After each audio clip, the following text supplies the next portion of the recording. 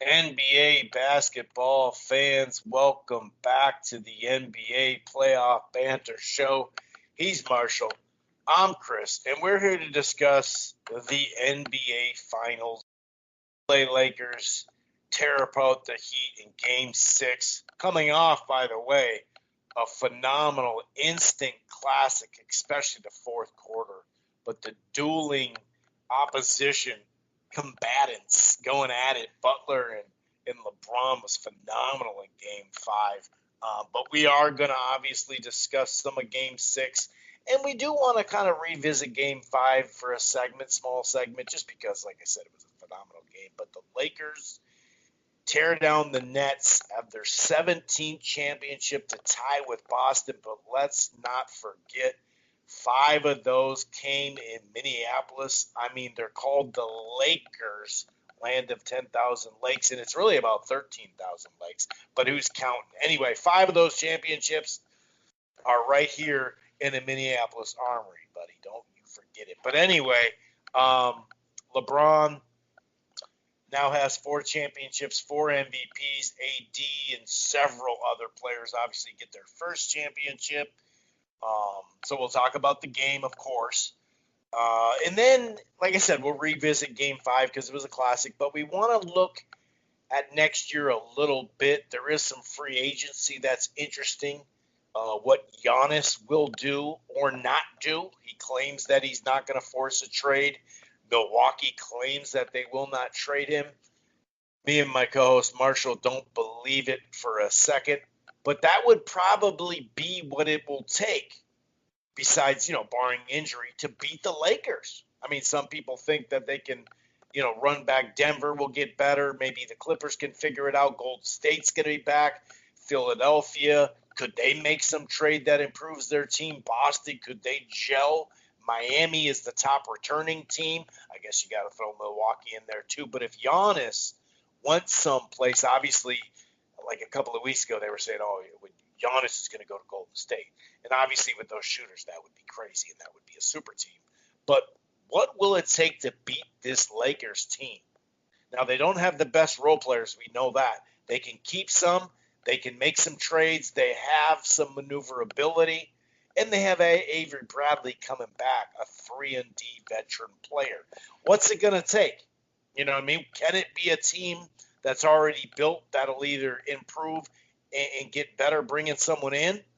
Or will it take Giannis to go someplace to one of these top teams to be able to beat this Lakers squad? We'll get into that in just a short little bit. Real quick, though, if this is your first time listening to the NBA Playoff Banter podcast, welcome. It streams live right here at blogtalkradio.com/Rope-A-Dope Radio. It streams live at archives. But to listen to this NBA show, you don't have to go to Blog Talk under the Rope-A-Dope Radio. You don't have to download it there or listen to it in the browser. You can find the Rope-A-Dope Radio podcast to listen to this show anyway, at Apple Podcast, iHeartRadio, Player FM, TuneIn, Stitcher, really all across the board. We're also part of the Grueling Truth Sports Podcast Network, which can be found everywhere, including Spotify. While you're at it, why don't you head on over to thegruelingtruth.com. It's basketball, it's football, it's boxing, it's baseball, it's everything in between. And one more thing. If you're thinking about cutting the cord, you're not happy, I got something for you. It's called AT&T TV Now. That's live streaming cable. They have the 7-day free trial once you sign up. There's no annual contract to lock you down, of course. The plans start as low as $55 a month. You can stream it anywhere. They have the cloud DVR. And just for signing up, right now you get a 30-day free trial of HBO Max. Here's another layer to the deal. If you sign up for the Max package, that includes HBO Max, plus a free month of Showtime, which is normally $11 a month. That's AT&T TV Now. Okay, I'm going to take a little sip of my agua and go ahead and bring in my co-host, Marshall. And, we're going to get into the Game 6, at least the first half of it. And like I said, I do want to revisit that Game 5 for a second. But now that the bubble is done, now that the delayed championship season is done, it is hard to believe that like some 93 or 95 or some over 90 days in the bubble. It was weird. It was awesome. The basketball was, great. By the way, you can hear me right now, right? Yeah. Oh man, I'm looking at the wrong microphone thing. Okay, I'm like, what the hell? I just had mic problem. Anyway, what's your thoughts overall as far as salvaging the season? Being able to play enough games to get your feet underneath you to get the game legs. And then obviously they made the best of what they had. And, by the time the playoffs started, I had already adjusted to what looked like summer league games as far as the setup beyond the digital fans and all that. But overall, now that it's all said and done, it was a pretty fun experiment that went really well, obviously with no COVID tests, testing positive, I should say, and being able to finish the season. And the ball was great even, before the playoffs and during it. It was phenomenal, dude. What are your thoughts overall now that we're out of the bubble? Again, A+ to Adam Silver. Like, he did all the right choices. Like, it wasn't even a popular opinion, but when the Gobert stuff happened, freaking like the weekend conference basketball tournaments, I still remember being in a sports bar. I was ready to watch basketball that whole weekend. And then the Jazz thing happened, and they shut down the next day, which was smart. Okay. At that point, especially, we really had no idea what the virus was about. But I mean, from day one, Silver was a good leader for the sport. He made the right decisions. He appeared to care for people. He did everything that a lot of people in DC couldn't do. He was just a good person in control. And the one thing I ripped on him for of not letting family or not letting coaches bring in family members, like he changed that the next week. Like the dude just did a tremendous job. And to compare it to, and same thing for hockey. Hockey and basketball had like over like 40,000 tests, and it was just, there was no positives. It's just tremendous job of those sports. And I know we're not a hockey podcast, but both of those sports, they did bubbles. The players got through it. I know some teams suffered more than others, and obviously some people probably did it. It was more tougher for people mentally, especially with wife and kids or whatever, but it was successful. And compared to now, you look in the NBA, or excuse me, the NFL. Oh boy. The NFL is rearranging games left and right because Goodell had the longest time out of any sport to plan, and they're now, like, since they bumped back the Bills Chiefs game or Patriots or whatever, there's like 6 games now that have changed weeks. Like, and again, I get that you can't bubble an NFL team and it's hard, but you're clearly seeing right now, Chris, that the NFL has no plan.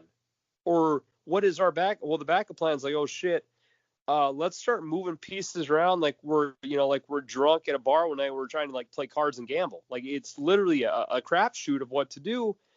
And again, I get the numbers are smaller, but again, credit to Silver. It was tremendous TV, and I don't care about what the ratings were. Like this is a different time for our country right now. A lot of people are going through hardships, and we got still mental issues, and people are suffering. But and again, the ratings are down because people's lives are changing, and people want to get back to normal. And I think for the most part, they're trying. But from my opinion, as a diehard sports fan, 35 years of my life, it was a great product. And honestly, and I'll just say this, if Black Lives Matter to you was something you saw on the court, you said, I can't watch basketball, or if Damian Lillard's jersey said vote on the back, or, stand up for, peacefulness, like if that keeps you from watching basketball, at the end of the day, I really don't care. Like if you have an issue with players wanting to have racial justice and peace and encourage people to vote and become educated and help our society, then that's really part of the fan base that truly doesn't need to be recouped. Like I don't like in every sports down. Hell, the horse racing, like the Preakness was like 2.1 million compared to 4 million. So the fact that some people are saying, well, I think basketball needs to reconsider having social society quotes on their jerseys, it's affecting ratings. Well, again, if you hate Black Lives Matter and you hate that these people are trying to make our country better, then Adam Silver's not going to miss you. So overall, tremendous. We got spoiled with basketball. It feels honestly, Chris, like a long, long time ago that people fell in love across the country with the Suns and the Blazers for their lead up to the playoff bubble run. And then we got spoiled with the Heat making a run where not many people picked them. So, yeah, just a round of applause. And it is weird how sometimes in sports, when tragedies happen, those teams win championships. And, I mean, you can look at the Saints with the Hurricane Katrina. I believe the Boston Marathon was the same year that the Red Sox won the World Series. And then obviously you have Kobe passing away, which was obviously a different type of tragedy, but still one awful in itself. And then you see the Lakers win a championship. It is weird how at the end of the day, a lot of times it's like this. It is, you could say it's faith. You could say something from the heavens or the gods. I don't know what it is, but it is kind of that weird situation where, well, hell, the Saints won during Katrina, Boston went after the marathon bombing, and now the Lakers went after Kobe died. It's kind of therapeutic in a way. I went to Buffalo Wild Wings last night to catch to get out the house, watch the Vikings game, and obviously I knew the Lakers game was over, but after they won, this guy in the bar who was like the Lakers fan there, he's just cheering up and clapping and happy, and he's like, "That one's for you, Kobe." So, if you're a Laker fan and not a bandwagon one, but a true fan, there had to be a little bit of sense of just kind of a light shining down. Like, obviously no one wanted to lose the guy. It's still hard to believe he's not there, but there had to be some sense, Chris, of some bigger meaning for the fact that, hey, Kobe was lost this year. It crushed every basketball fan base, and for the Lakers to win it, he's smiling up top. So that was kind of a nice way to end what's been a rough year. Yeah, definitely. And, with a little joke there, I'm not looking forward to going to the Las Vegas sports book right now, though, with a large group of Lakers fans back at it. I'll say that. But yes, Laker right. pride stronger than ever. Right. Yeah. It does, blend that in. And like I said, once we get done with some of this recap,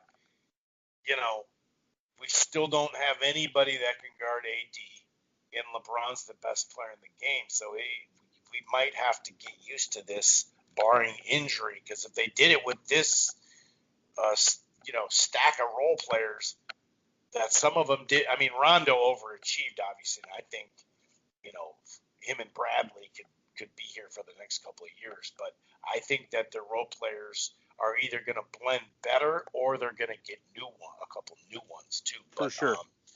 On to the game, they did insert Alex Caruso into the starting lineup. I thought that was very smart, because what's the point of first of all, what's the point of having Howard in this series, right? Howard was a nice little niche role player when they needed him against the bigs. No doubt he actually did, 2 separate games with the Joker. He played really well against them and got rebounds and blocks and all that stuff. But, you might if you're going to be running around, the movement on offense with the guards and in forwards, small forward slashers that, Miami has. What's the point of having a big lumbering dude out there when you already have AD? So I really like that move. Just out of defense, just strictly defense. Another move, LeBron directly on Butler from Jump Street instead of just the fourth quarter or parts of the second half. I thought that was pretty big. Early on, you had Duncan Robinson doing his thing, hitting a couple of early threes. I think it was 8-8 at the 7-minute mark. And then the Lakers went on a run. LeBron, after the first quarter, it was 9-5-3. Davis heated up. He had 9 points, 4 of 6. And they closed out with a nice run. They were up 28-20. Rondo had these 2 scoop layups that put The Lakers up 35-23. The Laker role players were really stepping up. Just the defensive intensity and focus that we saw last night was on a different level. 47-35, under 7 minutes. We give them some crap, not as much as some of the other guys, but KCP has gotten plenty of crap. And Cadwell Pope, the last 2 games, stepped up. He had, some big shots. He also had, 5 or 6 assists in Game 5. But, it's, 64-36 at half. And even, I'm looking at the 8-minute mark in the third quarter. At that time, Miami had scored 39 points with 8 minutes left of the third. Just a complete domination. Like I said, LeBron, AD, Rondo, KCP, and the defense was just relentless. And that was game. Butler still had a good game. He didn't shoot as much as he wanted to. Some of that was LeBron and just the defense in general. Some of it was later in the game. It's not like he was going to go jack a bunch of points. He still had a pretty good game. But he was worn out playing all those minutes. Just a complete domination on both sides. It's kind of like a perfect bookend to this series. The Lakers opened up, whooping ass, and closed it doing the same thing, Marshall. Yeah, and it truly was amazing how simplified the series was. From my perspective, of like the Heat, like all playoffs were just like a well controlled offense and defense. Like everything from a basketball coaching standpoint was just beautiful basketball. And the Lakers offense, due to having a guy that's unguardable and the best player in the league still, who now has 4 rings, by the way, with another very, very good player, the dude just stood on the 3-point line. Like, okay, so if LeBron was going to get guarded one-on-one, he drove to the basket when he wants to. And if you wanted to help him, he would pass the ball to a wide open teammate for 3. Like, it really was a very simplified offense, but as good as LeBron is, like it still was not stoppable. And again, they played a defense who shut down the best team by record in the NBA. They shut down the Bucks. People love the Celtics. They beat them, and that's like the Heat had no answer because again, Chris, you really just couldn't slow it down. And as we've said, when the role players do click and LeBron is dishing you out wide open threes and you hit them, there really was no stopping it. And hell, even at the start of the game, I think it was early in the first quarter, LeBron had like this kind of like step through, curl under, like reverse layup. It was just some crazy move, and the bench erupted. It was just like, okay, like he's not losing tonight. He sent the text message out for them to win earlier in the series, and I think he's like, you know what, guys, like let's not get to a 7 because then you never know what can happen. So he played a hell of a series. He's still the best player in the country. I don't care what people say. He rightfully won the MVP, and yes, it was he's a reminder that he's still the best. And if you don't believe in that, then you're on a different island than me. But yeah, they just came out hot. Obviously, injuries happen, and I can't bitch too much because the Golden State won a title that year Kyrie went down. So it's unfortunately it's something that occurs. I do think we would have had a little more of a competitive series if Bam Adebayo and Dragic both hurt game 1. But again, the Lakers still were the better team. They deserve it. I'm very happy for LeBron. Yeah, Chris, it was just there wasn't enough firepower from the Heat. Like you just couldn't. I mean, Butler played his butt off, and everyone played. It's not like they played shitty.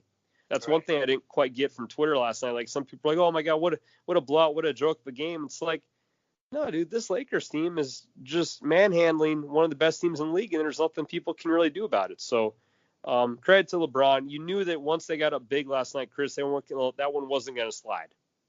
Like, yeah, and the other 4 games were very competitive. Obviously, that one coming down to the last, couple of seconds. But even the last couple of minutes, pretty much all the games came down to that. It was really that second quarter, 36-16. The Lakers outscored Miami. Bronny ends up with 28, 14, 10. Cadwell hit some threes. He had 17 points. Danny Green hit 3 threes. And Rondo, playoff Rondo, 19 points. 8 of 11, 4 assists, and he was 3 of 4 from three-point land. It's kind of like, although it's not the same minutes and he's not the starter, but remember when Jason Kidd, the last chunk of years, especially when he was with Dallas, his three-point shooting just improved like wholeheartedly? Well, that's what's going on with Rondo, and he officially now is a 3-and-D player that can pass or drive, and I think that, like I said, that I said this off air, as far as being back and all that, we'll talk about what the Lakers, most likely having coming back, and we'll talk about that stuff. But overall, I mean, Bronny in general, it was funny here in Game 5. We'll get to that shot and all that, but just hearing some of that stuff. If you look at LeBron in the fourth quarter heading into Game 6, LeBron had 46 points and was shooting 50% in, leading scorers for these finals in the fourth quarter. Jimmy Butler had 32, shooting 48. Hero had 28. Nunn had 21. Davis had 17. Morris had that one of those good games a couple of games ago. That's why he had 20 points. But it was really interesting to see how damn good. Like, they were up 28 at half, and 19 of 27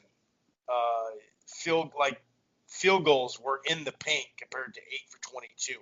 19 of 27 in the paint. They were just dominating the paint. If you look at by half, AD had 15, KCP had 15, Rondo had 13, Bron had 11. It was just too much. The dude shot, 59%. I think that's the highest or the second highest percentages. I think out of finals he has 3 out of the top 6 or 7. And this is just more LeBron stuff. LeBron's first final was in 2007. Anthony Davis was in 8th grade when he was there. He was just finishing 8th grade. The Lakers went on to be 57-0 when leading going into the fourth quarter. It's the first team not to lose a game all season after starting the fourth quarter with the lead in the shot clock era, which is 54-55. 57-0 is just crazy, especially with the high-powered offenses nowadays and the three-point shot. I can get back into it. We thought we had seen everything in that 2016 final. Look at this, 29.7, right? I'm just going to give you 2016, 2020 finals. 29.7, 29.8. 11.3, nope, 11.8. 8.9, well, he dropped a little bit to 8.5.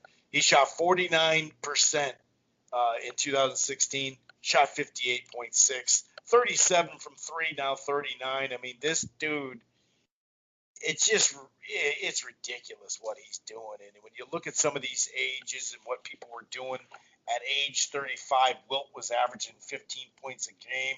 Kareem averaged 22 at age 37 in this year.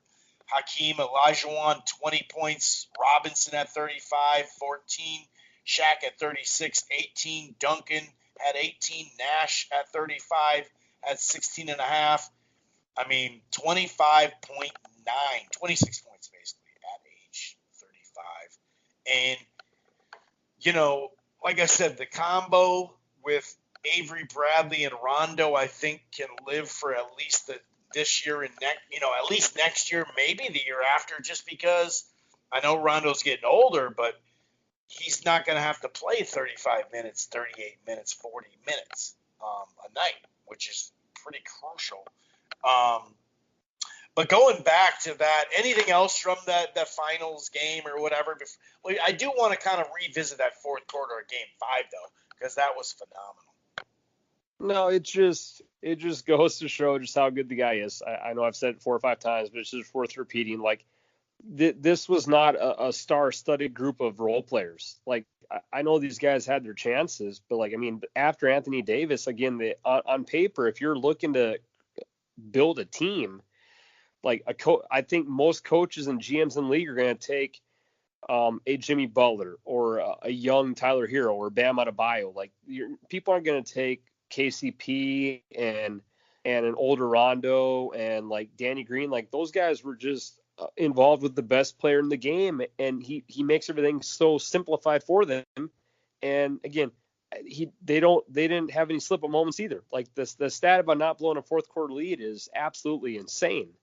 And part of that is the fact you have a guy in the court who, when he needs to get a bucket, is going to get one. He's maybe not a 90% free throw shooter, but when it comes down to needing clutch free throws, he's pretty damn good. And he's not a great 3-point shooter, but when he needs to make the clutch threes, he's going to find a way. So just a tip of the cap to LeBron, and he's got 4 rings, and I don't think, if I was a betting man, Chris, I would bet that there still be maybe some more to come. I wouldn't say that idea is impossible.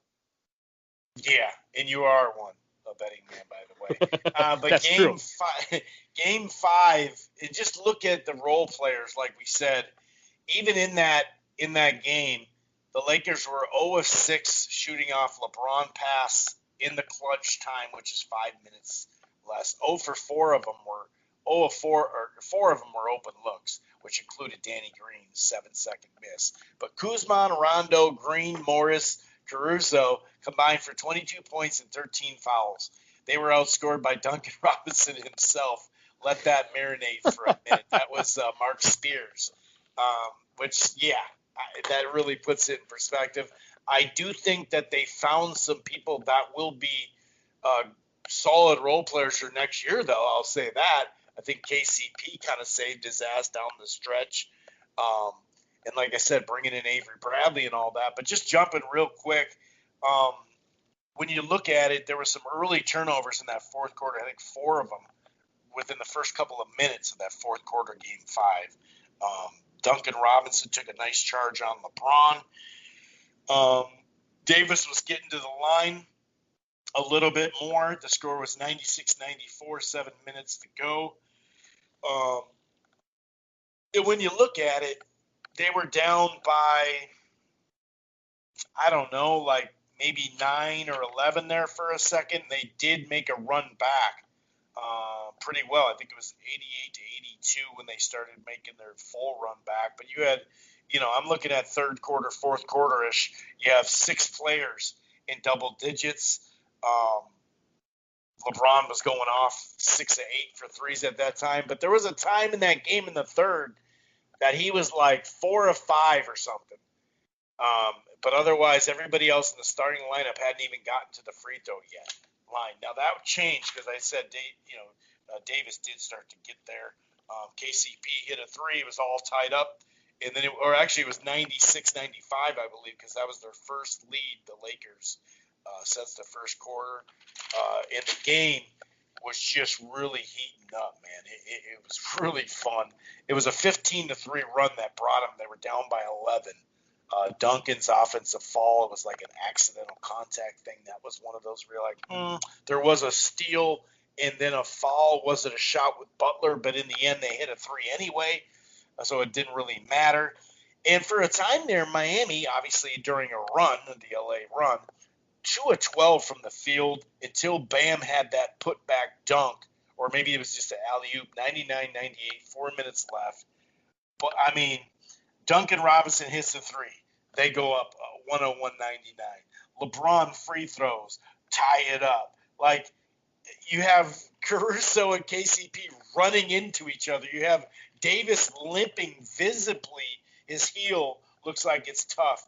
Butler, mid-range jumper, 103-101. LeBron with the bucket and the foul, 104-103. This is a buck 34 left in the game. Jimmy gets a bucket, 105-104. Bron comes back with the rebound layup, or 106-105. Jimmy hits both free throws, 107-106. Jimmy gets them up with 16.8 left, 109-108. Jimmy hits so many clutch shots from mid-range or at the bucket or at the free throw line. Obviously, Davis had that putback from an air ball. They got up by 1. Like I said, Jimmy, 109-108, 16.8. And then LeBron has the ball. The double coverage is out at the three-point line. He shades to the right, drives. I think it's Iggy that comes off. So there's a third-person player challenging him. It would have been a tough shot. They throw it to Danny Green wide open, and still you had so many people destroying LeBron for that move. Danny Green is a career 40% three-point shooter. He's a 42% in the finals. He has the second most 6 three-point games at 3 of them in the finals. We know who's number 1. Curry has 8 of them, if you can believe that, which you should be able to believe that. But it's like to sit there and say he shouldn't have passed that ball. It's just crazy. It's just crazy. But that game, that fourth quarter, that back and forth was just an instant classic, dude. It was fun, and it was kind of refreshing with how basketball has become of a sport that really does live off the three. To see a guy like Jimmy Butler in this finals really carry his team to 2 wins with maybe hitting 1 or 2 threes, if even. Like his crazy triple-double earlier in the series for a win was without a 3 shot, and he put up a couple, but they didn't go in. So it's kind of cool, Chris, just to see. And again, I'm not saying he's above LeBron, but he had just as good of a series as AD did, or even better, I would say. See a guy that just he scores the old school way. It's like, you know what? I'm not a great 3-point shooter. I'm not garbage, but that's not my specialty. So I'm just going to drive to the bucket, and I'm just going to get there and kind of use my muscle. And because I love Lillard. He's my guy, but and Steph and Clay, they live off the 3, and Harden's he's off the 3. Giannis is just a freak. Like, it's cool to see a guy that's like, you know what? I'm going to be some old school. And he went out LeBron, and again, he lost the series, but it was refreshing to see that. And yeah, that was a fun game. The Heat they were a really damn good team. They just ran to the best players. So it wasn't a shitty series. Then you said that was a fun game to watch. The role player numbers were definitely down for the Lakers that game. One thing that jumped out to me was it was a close game, and I know it was around the third quarter and fourth quarter when LeBron was on the bench, and the Heat got up like 11 or 13, and then LeBron came back in, and with about 2 minutes, it was back to a 1 or 2 point game. So props to them. That was an instant classic. That was a fun one to watch. I'm happy they won that game just for the fact we got to enjoy another game in the series. But yeah, Chris, you're right. That was just LeBron almost pulled that one off too. So yeah, it was a fun series. If we get series like that again, I can live with that as a basketball fan. We didn't get a sweep. We had competitive games. We had a little bit of blood in there, but overall, it was an enjoyable series. I would give it not an A+, but it was definitely a high B or an A. It was an enjoyable series to watch, my friend. Yeah, 4 out of the 6 games were really fun to watch. And like I said, I tried to talk to some people on Twitter, post game and the next day and going into the game and all that about LeBron passing the ball at that moment. And that was 100% right idea. I mean, when you look at that still shot of when he's about to shoot the ball and how nobody is around him. And I tried to say, hey, didn't we just hear Kerr literally saying, remember this during the Jordan doc? He said that he was struggling through the 97 finals, and he was. But yet Jordan still trusted him because he knew what he was. And Danny Green, when you look at it, sure, he's been struggling, but still, you take when the best shot is so the best shot. I think he's career 39% from that spot, and that's just contested and not contested, right? So you got to at least give him 40, 41, who knows, maybe higher without being contested. So, but people are like, Kerr, but don't bring in Kerr and Green. It's like, well, hold on. First of all, if you're talking open threes throughout a career, Kerr got a lot more open threes per attempt. Now, he didn't get to take as many because it's a different league now, but Danny Green was a bigger role player at the Spurs and even Toronto than Kerr ever was. So I'm not trying to say he's the exact 3, but hang on for a second. Okay, and as he goes over that, to show how sad our media's kind of become, there was something went wrong there. All right.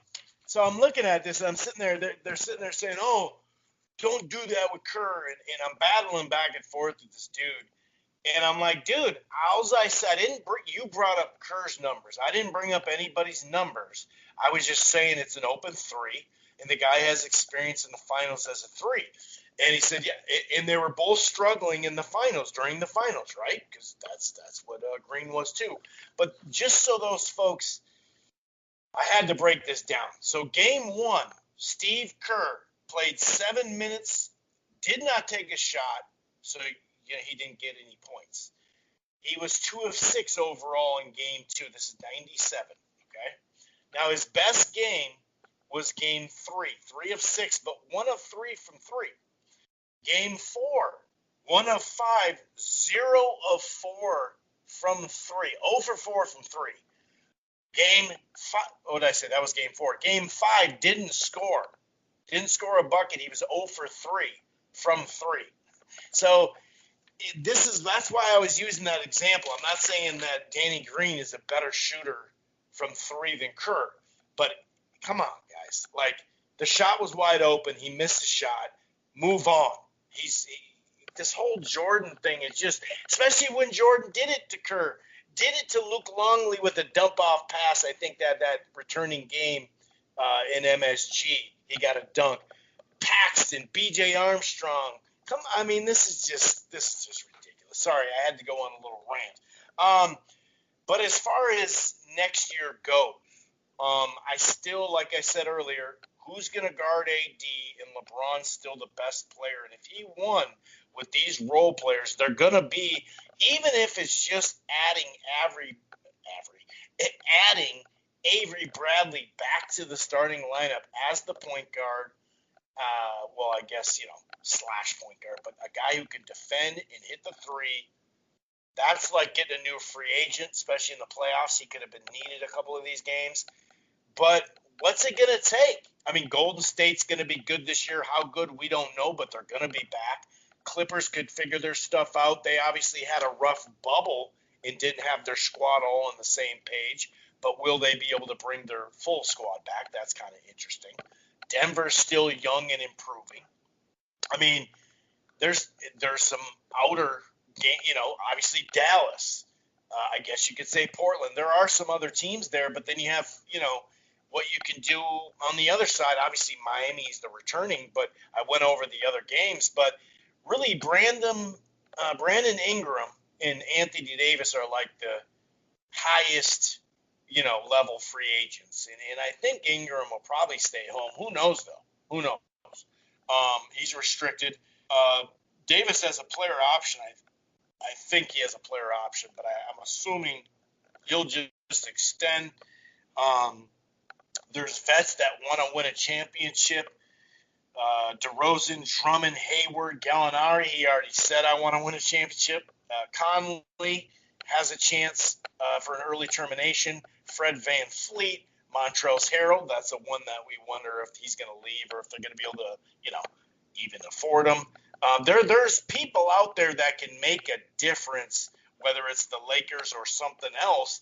A lot of the talk a couple of weeks ago was Giannis to Golden State. I don't even know how they really trade that off and keep what they got besides, the first round picks. They do have those.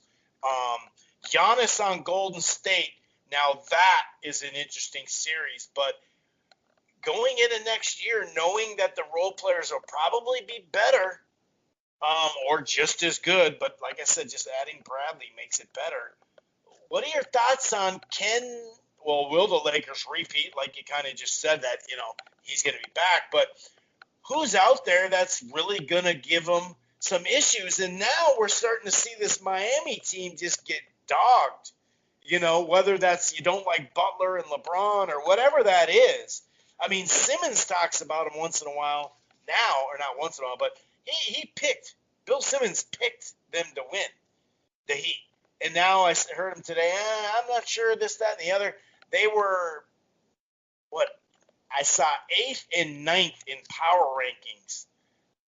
One's on ESPN. The 9th ranked team coming in power rankings is Miami. Address that for one. And then two, who can beat this squad going into next year, and is it going to take a super team to beat them? It's Jesus. It's gonna. I don't know. If LeBron's healthy, which he always appears to be, and I hope he is, he's still the best player in the world. He will still be next year. Now, in 4 more years, I think he's finally going to wear down. But for next year, they'll still be the favorites. I'm sure Vegas might, put the Clippers as favorites like they did earlier in the year, because that was the trendy thing to do. But we saw how that paid off. So I don't know what the magic potion will be to beat the Lakers. I think a team of Steph, Clay, and Dre, like my Warriors, will be back next year. That's a good squad. But I mean, Iggy's gone. They're older. Like there's not a team in the NBA who could really probably put up a good fight. Again, the Heat took them to 6, and that was again a pretty damn good series. That was a pretty damn good effort. I don't think anyone in the East could have done much better. And if they really want to, like hell, the Bucks wouldn't change their style against the Heat, and they got their ass kicked. Like I don't know, Chris. I don't think there is a team that'll be able to. Kyrie, they don't need a coach. Kyrie said he doesn't need a coach. But I mean, I don't think KD and Kyrie are gonna outmaneuver. I don't know. It's a hell of a team. And again, as long as Anthony Davis staying healthy might be a little more tricky. Mm-hmm. Like he is the guy who has been hurt a majority of every year in his career. Okay, he has suffered some minor dings in the playoffs, nothing too serious, but it seemed like every game you watched in the finals, he was on the bench icing his knee or doing something. Like he's a bit injury prone. Mm-hmm. So if you have a LeBron team with no AD, then it's a whole new ball game. Again, right. Lakers are still got the best player, but then all of a sudden the role players really become a deal. Now, you're right. As a Lakers fan, you're going to want to get better role players. They will. They'll get some vets who want to join, just like Golden State did. They were getting a couple of solid vets every year, too. They just won championship, and if your coach knows how to improve the bench rotations, they can do that. But just I think from a straight basketball perspective, you got to be super excited next year for the West because the Grizzlies, you got Jaren Jackson, John Morant, 2 up-and-coming stars. The Suns show they could potentially be a better team this year. Portland should be good. The Jazz are promising. The Nuggets are up-and-coming. Houston they'll make the playoffs again probably. Like, Timberwolves will win 60 games. I mean, obviously. Yeah. So, I mean, it just the West. In 2 years, I'm thinking. The West is going to be gone again, and I mean, if maybe you say, hey, the Spurs are going to suck next year. Well, Popovich always seems to be pretty damn good, so it should be a fun year in the West. The Clippers, I think if they bring in the right coach and they maybe square away their bench a little bit, and again, maybe the bubble really did affect them. Who knows? They didn't seem to be their full team. I think that they could be a serious threat to the Lakers, but again. Like you got to kind of rip Kawhi for now because he didn't show up when the team needed him, and there wasn't a Kawhi versus LeBron showdown because Kawhi didn't get there. So you're right. Lakers heavy next year, and for the East, I think the Heat got to be the favorites as of now. Like in the NFL, it's normally okay. You won the Super Bowl last year, you're expected to be a favorite. I would feel just as confident next year, Chris, in betting for the Heat to win the East as much as I would for Boston, Philly, or Milwaukee. Like they took care of business. Especially when they can add to their team because they have cap money. Yeah, and you have Duncan Robinson and Tyler Hero. $41 million in cap, dude. Yeah, Bam, Duncan, and Hero are all super young. Like this team, again, knock on wood, people stay healthy. This team's only going to get better. Like we saw Tyler Hero, who's freaking 20 years old, emerge as a damn stud, taking clutch shots in the finals when Butler would pass him the ball. Like, you don't think that kid in a couple of years is going to be sick? Like, again, Boston had a chance to beat them. They didn't. Milwaukee had a chance, and I get it's hindsight's 2020, but yeah, if you're putting the Heat down behind teams in the East, especially to Philly, Christ, what has Philly done? Philly.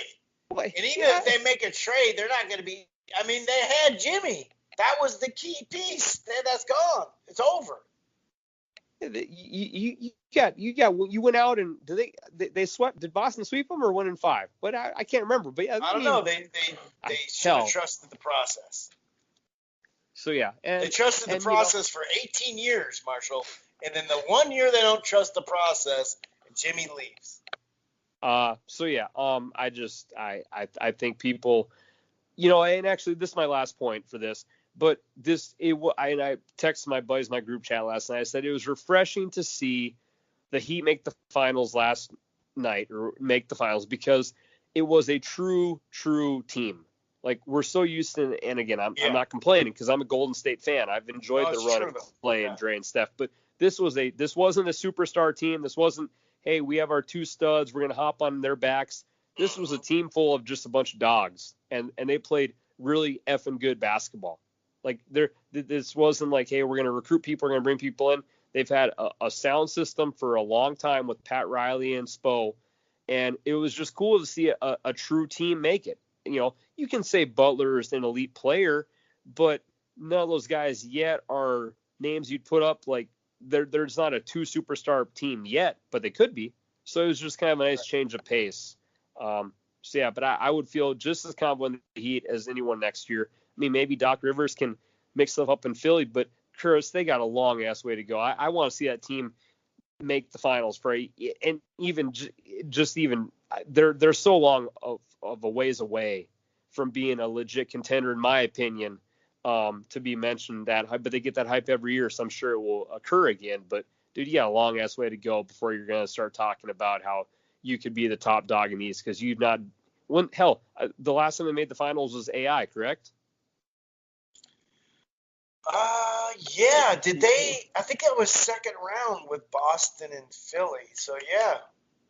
AI against Kobe and Shaq. Like, Yeah. that's that's the last time you were a serious threat. So easy with the Philly stuff. And I got news for you. Ben Simmons is an Irish. And Neither is Embiid. So you want to talk about dogs? Yeah, right. AI. That guy's a dog. Yeah, exactly.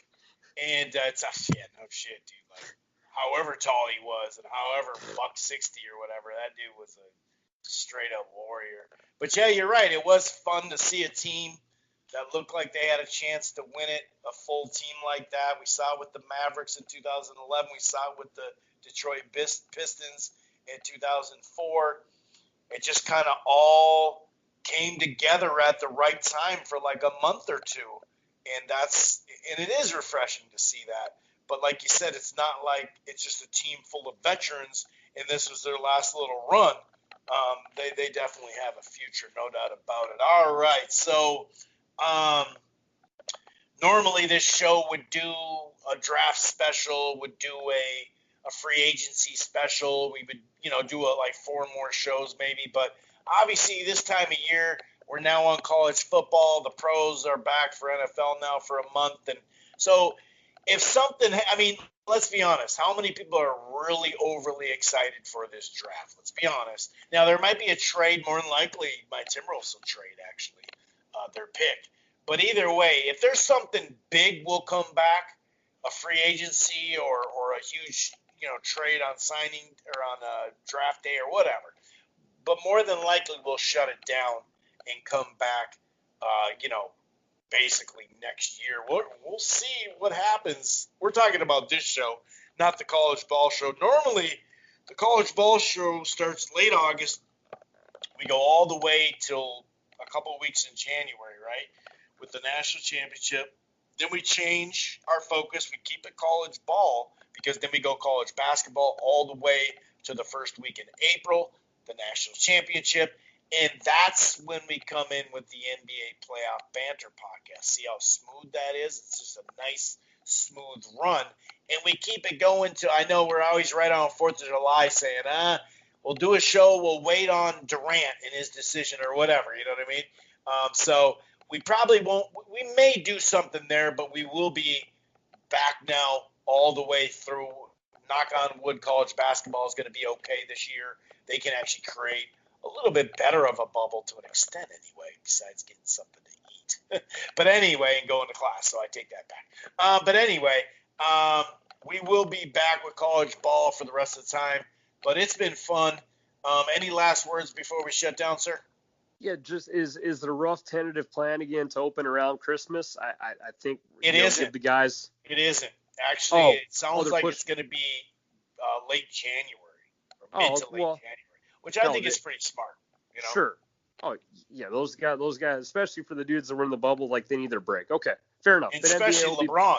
Why not Oh, give him a normal break so he can come back normally? You know what I mean? If you're thinking, yeah, but it does sound like mid to late January is what I've heard well, instead of coming back at Christmas. You know? that's fair because those guys followed the protocols, they did all the right stuff. They coped with the bubble for better or worse. So that, yeah, give those guys a good 3 months to heal and get rested up. So yeah, that sounds good. And on that note, again, it should be the West again, like usual, like we've said for the past 7 or how many years we've done this. The West will be super fun next year, but LeBron is still going to be around, so you're still going to have to knock down Goliath if that's possible. So it was a hell of a year, and until then, the boys are out for today. Have a good one. Mask up. Go and vote. Peace.